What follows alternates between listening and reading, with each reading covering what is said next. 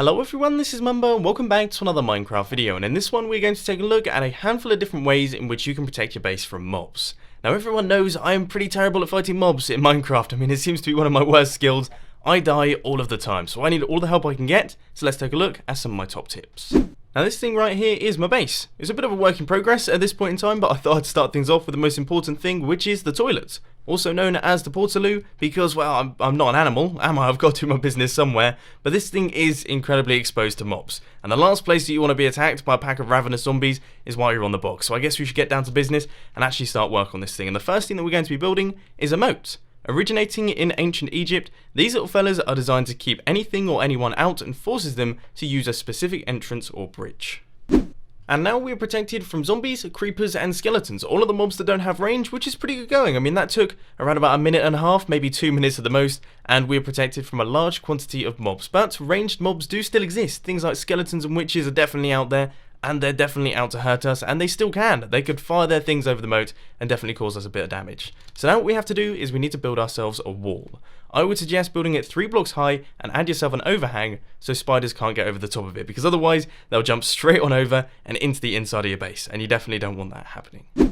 Now is probably a good time to do some fairly serious lighting around this area because, well, you've created a big moat, a big wall. If any mobs actually spawn in here, they're going to struggle to get out, which means you've essentially created a big mob catchment area, which is definitely the last thing that you want. So grab your torches, be very generous with them, because you're going to want to place a lot of them. Okay, I admit I may have gone a little bit overboard with the torches, but this place is definitely very bright and light. We're not going to be getting any mobs spawning in here, and I guess that means job done, even if it is just a tiny bit ugly. Anyway, now it is time to move on from that sort of thing and actually get our redstone hat and boots on, because we're going to be building ourselves a piston door. Now this can be as big and as fancy as you want, but I've decided to go for something very simple indeed. Just one very important note to remember.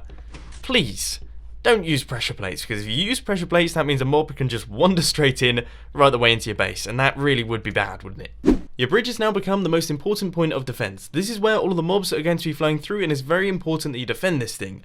Now you can do this in many different ways, but one of my personal favourites is to build what I like to call the burning bridge. This is where you chuck some dispensers down underneath the bridge, make the bridge out of netherrack, then at the press of the button, you can fire charges through, setting fire to the top of it.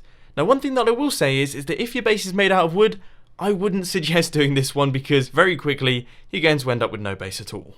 Creating a turret or some form of shooting platform is a really brilliant way to defend your base at range. Now you can take this 2 ways. You can either do it manually by picking up your bow and arrow and shooting mobs from the top of your base, or alternatively you can set up a redstone system.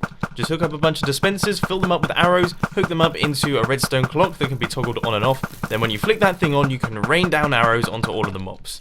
Now one thing I will say is it's not particularly accurate. It's more of a carpet bomb than it is a precise sniper, and more importantly it uses a ton of arrows, so make sure that you've got plenty of those before you build it. I would say we're doing a pretty decent job in terms of base defense right now. We've got a weaponry system up at the top, we've got an impenetrable door right there, a firing bridge, a wall, a moat, and also a bunch of lighting on the inside, which is preventing anything from spawning. We're doing pretty well, but if you're into the overkill, which I'm assuming you are because you're on my YouTube channel, you might want to flick this lever right here, and as you can see, we've got ourselves a pitfall. Now if there were any mobs standing on this thing, of course they would fall through down into the lava, and that would of course kill them, which is always a good thing. Now these systems are incredibly simple to create. All you have to do is run 1 redstone line into one set of pistons, then 2 ticks later run another redstone line into another set of pistons. I may be simplifying things just a tiny bit there, but seriously, it is that simple. And you can see all of the circuitry on the screen right now. That should give you all of the information required to build it. However, if that isn't quite enough, then of course there is a world download down in the description. If the arrow system isn't quite doing the trick, then maybe you might want to throw some potions into the mix. Those things can be absolutely brutal, especially the new lingering potions that are introduced in Minecraft 1.9.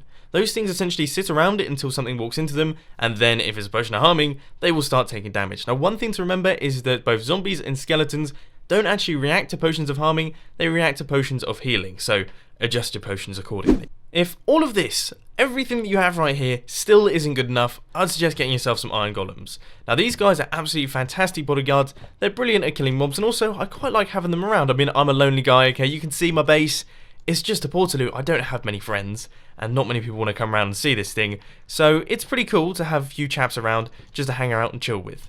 All you have to do is chuck in 4 iron blocks like this, and then a pumpkin on top, and you've got yourself a new friend.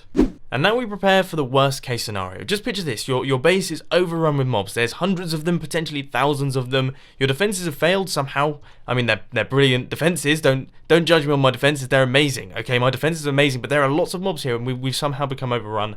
What do you do now? Well, we take advice from every single evil villain in history. I mean, they've had the right idea, to be honest with you. I have filled the entire area down here with TNT, right the way down to bedrock. Okay, I want to make sure that my base is going to be gone, because here's the thing, I would much rather die at the hands of TNT than die at the hands of the zombies. So here he goes, the TNT is now primed, and, well, oh, that's a slideshow, that really is, I mean, seriously, but can you imagine?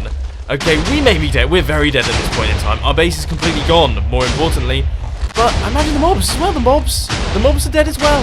So just, it's a good thing what's happening here, I think. I don't think it's a good thing for my computer. My computer does not think this is a good thing. But, I think, is it over? No? It's still going. This was more TNT than I thought it was. I'm gonna let the fireworks display continue for a little while longer. I'm gonna be here all day.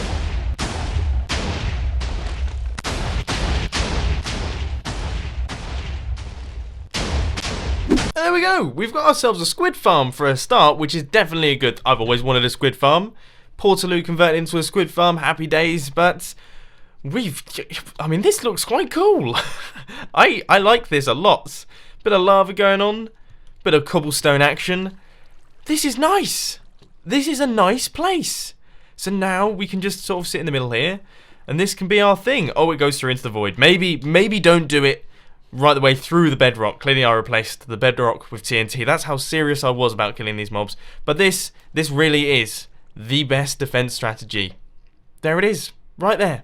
Just nuke the whole place. But unfortunately, ladies and gents, that is all I've got time for today. I hope you enjoyed this video. If you did, please sure to hit that like button. And if you really loved it, then make sure to subscribe. But thanks for watching, guys. This has been Mumbo, and I'm out. I'll see you later.